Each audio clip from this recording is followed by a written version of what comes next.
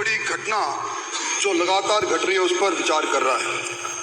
मैं अपनी बात कह रहा हूं अध्यक्ष महोदय, उसी समय इस जयपुर की राजधानी घाट की घूनी पर हजारों विद्यार्थी बेरोजगार डॉक्टर किरोड़ीलाल मीणा की अगुवाई में धरना दिए बैठे। मंत्री महोदय, मैंने आपका उत्तर सुना और आपने बचाव मुद्रा में आकर 2013-18 की सरकार में प्रश्न पत्र लीक का चर्चा की। देश के कई राज्यों की आपने बात कही। ये तो वो बात हो गई कि जुल्म कहीं भी हो जाए, अपराध कहीं भी हो जाए, मेरे यहाँ भी अपराध करेंगे इसलिए क्षम्य है।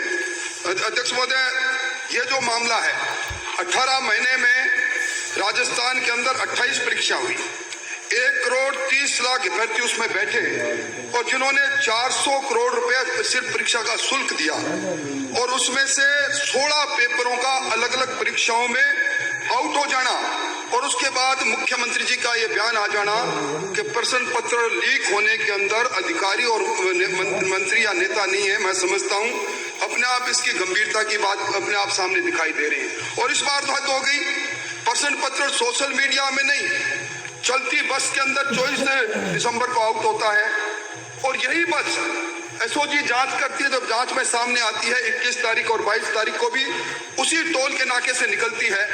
एक प्रश्न पत्र आप रद्द करते हो सेकंड ग्रेड टीचर में और उससे 21 और 22 के 2 प्रश्न पत्रों पर आप बात नहीं करते। और मैं निवेदन करना चाहता हूं कि ये जो अभी जांच हुई है इसमें कुछ किरदार फिर सामने आए, सुरेश बिश्नोई, सुरेश ढाका, भूपेंद्र सारण और भजन लाल। और ये भी एसओजी ने कह दिया कि अजमेर, जयपुर, जालौर में यह प्रश्न पत्र 10 लाख से 15 लाख में बिका। आज इस सोशल मीडिया की टेक्नोलॉजी ने कुछ राज उजागर कर दिए। ये जो सुरेश ढाका है, ये किस किस की फेसबुक चलाता है, किस किस से जुड़ा हुआ है, अगर इसकी जांच आप कर लें तो निश्चित तौर पर जो पूर्व उप मुख्यमंत्री कहते हैं कि असली किरदार को पकड़ा जाना चाहिए, उस बात पर वो बात सही साबित हो जाएगी।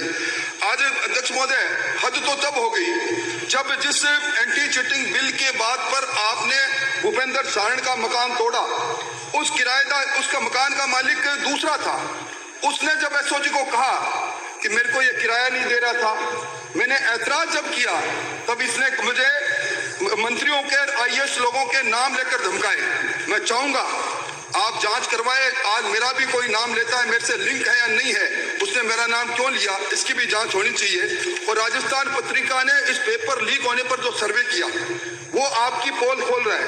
राजस्थान पत्रिका के सर्वे ने कहा कि 87.8% बेरोजगारों ने परीक्षा में पेपर लीक होने की सरकार की कार्रवाई से हम संतुष्ट नहीं है।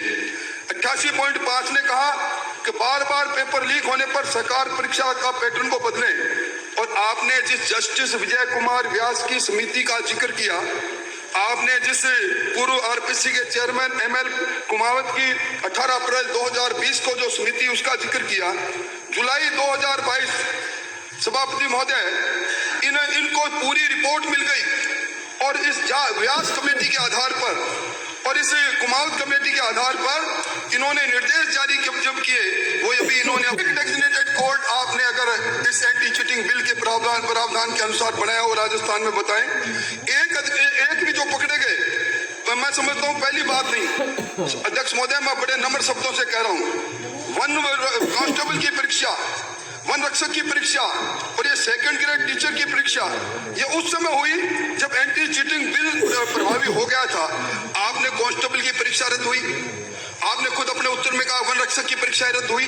आपने उसमें एंटी चीटिंग बिल के आधार पर उन माफियों के मकानों को अटैच क्यों नहीं किया, उन पर जुर्माना आपने क्यों नहीं लगाया, डेजिग्नेटेड कोर्ट में उनके खिलाफ आपने वो क्यों नहीं किया चालान पेश। आप वही हैं, आपने अभी रीट की बात की छुपाई इससे। रीट के अंदर जो डीपी जारोली और जो प्रदीप पाराशर, जिनको आपने दोषी मानते हुए गिरफ्तार किया, मुझे बड़े अफसोस के साथ सदन को कहना पड़ता है, इन सारे दोषी लोगों को आपने न केवल वापस बहाल कर दिया बल्कि इनको वह कह दिया, क्लीन चिट दे दी कि इनका कोई दोष नहीं। आप मुझे बता दें, डबल लॉक के अंदर से प्रश्न पत्र चोरी होता है और उसके बाद भी आप कहते हो कि कोई जिम्मेवार नहीं। ये कौन सी जादूगरी है, इस पर भी आपको निश्चित तौर पर करना चाहिए। और अध्यक्ष महोदय, मैं एक जुम्मारी से कहकर मेरी बात को समाप्त करूंगा।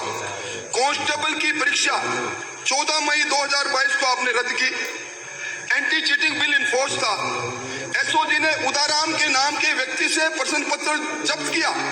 एसओजी आगे नहीं बढ़ी क्योंकि एसओजी को यह प्रश्न पत्र सुरेश ढाका ने दिया और अब आपने उस उदाराम की संपत्ति जब्त की क्या? आपने उदाराम के मकान को तोड़ा क्या? आपने किराए के मकान को तोड़कर उद्गम की उस संस्था को, भूपेंद्र सारन की संस्था को, किराए पर चलती थी, जो ये खुद किराया नहीं देता था, जो कहता था किराया मांगने पर मुझे मंत्री के नाम से धमकाते हैं, कौन ये मंत्री? आपने कार्रवाई नहीं की। मैं समझता हूं इसके साथ ही जब ये कांस्टेबल की परीक्षा में दिवाकर स्कूल जो जोटवाड़ा का है, यहाँ सामूहिक नकल हुई, एसओजी की जांच है, जांच की रिपोर्ट के अंदर आप देख लो, आपने सिर्फ मान्यता रद्द की, स्कूल वहीं खड़ा है। और इसके साथ ही जो एसओजी की परीक्षा में जागृति विद्यालय जयपुर, एसओजी ने सभापति महोदय जांच के बाद दिवाकर शर्मा को, धीरज शर्मा को पकड़ा और इस स्कूल की मान्यता भी रद्द नहीं की क्योंकि विप्र फाउंडेशन की उपाध्यक्ष मंजू शर्मा का ये स्कूल है। ये दोहरे मापदंड निश्चित तौर पर आपको दिखाते हैं कि दाल में काला नहीं, पूरे का पूरा काला है।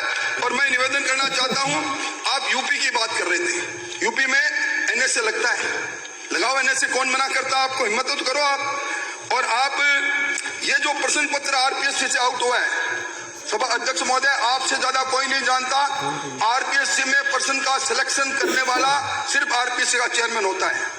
ये आधा दर्जन में से कौन सा प्रश्न पत्र छपने जाएगा उसको मालूम है, प्रिंटिंग प्रेस उसको मालूम है। आप जांच कराओ, कहीं दूध की रखवाली बिल्ली के पास तो नहीं है। और मैं समझता हूं ऑनलाइन परीक्षाओं के अंदर जो टीसीएसआई कंपनी है जिसने 1 दर्जन परीक्षा कराई है, जिसका स्टेट हेड भुवनेश भार्गव है, इसी कंपनी ने दिल्ली पुलिस की परीक्षा आयोजित करवाई थी। ओम कोठारी कॉलेज में एक सेंटर था, 226 अभ्यर्थी उसमें पास हुए, मामला सीबीआई के पास है। ये सुरेश ढाका टीसीएसआई कंपनी से इसका गठजोड़ है। विद्युत विभाग के टेक्निकल हेल्पर में एक सेंटर से 50 लोग पास हुए हैं। ये जांच का विषय नहीं तो नहीं।